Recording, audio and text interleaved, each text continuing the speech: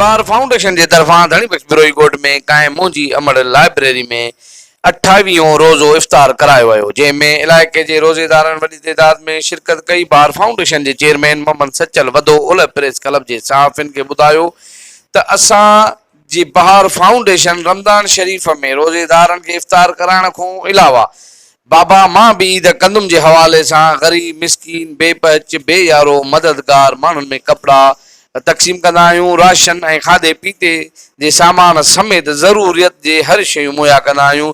उन खां अलावा हर हफ़्ते फ्री मेडिकल कैंप लगाईंदा आहियूं, जंहिंमें चेकअप फ्री उन सां गॾु दवाऊं भी मुफ़्त में ॾींदा आहियूं। उन जो वधीक चवणु हुयो त असुल ज़िंदगी जो मक़सदु इहो आहे त पंहिंजे पाड़े ओड़े में गरीब मिसकीन जे बेयारो मददगार जेके आहिनि उन्हनि जी मदद करणु ऐं उन्हनि जे ॾुख सुख में गॾु बीहणु ऐं इंसान ज़ात खे राज़ी रखणु। उन असां ॾाढा ख़ुशि नसीब आहियूं। असांखे हर वक़्तु गरीब मिसकीन पाड़े ओड़े वारा दुआऊं कंदा आहिनि, छो जो असां ॿियनि जी तकलीफ़ खे पंहिंजी तकलीफ़ चवंदा आहियूं। उन्हनि जे ऑफिस सेक्रेटरी ज़ुल्फ़कार अली सियाल जो चवणु हुयो त बहार फाउंडेशन थोरे अरसे में पाण मञरायो आहे।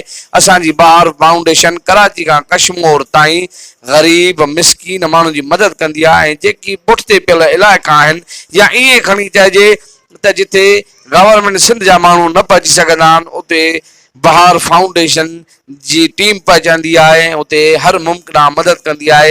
जिथे गरीब मिसकीन माण्हुनि खे ईद जा कपड़ा राशन समेत ज़रूरियात जी हर शइ मुहैया कंदी आहे।